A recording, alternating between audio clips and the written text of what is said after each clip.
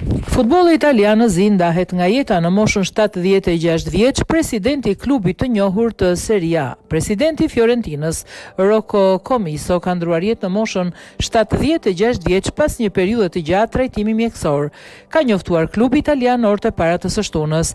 Në një deklaratë zyrtare të publikuar në faqen e tij, Fiorentina konfirmoi vdekjen e Commissos, duke cilësuar atë si një humbje të dhimbshme për familjen e tij, klubin dhe gjithë komunitetin e futbollit. Pas një periudhe të gjatë trajtimi mjekësor, presidenti ynë i dashur na ka lënë edhe sot të gjithë vajtojmë ndarjen e tij nga jeta, thuhet në deklaratë. Klubi e përshkroi Commisson si një njerëz shembullor për familjen e tij, një bashkëshort besnik dhe babai përkushtuar.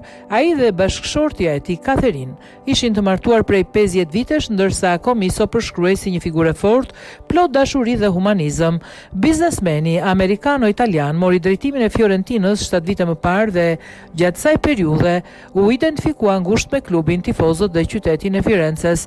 Në drejtimin e tij, Fiorentina arriti në 2 finalet UEFA-s Conference League dhe një finale të Kupës së Italisë. Futbolli ishte një nga pasionet më të mëdha të Commissos, ndërsa Fiorentina u bë qendra e jetës së tij që nga marrja e klubit. Ai ishte njohur për marrëdhënien e ngushtë me tifozët dhe për qasjen e tij personale, duke kërkuar shpesh që të quhej thjesht Rocco. Dashuria e tij për Fiorentinën ishte dhurata më e madhe që i bëri vetes. Ai kaloi ditë parueshme me djemt dhe vajzat e akademisë, gjithmonë i gatshëm për një gjest përkujdesje dhe një buzëqeshje, thuhet më tej në deklaratë.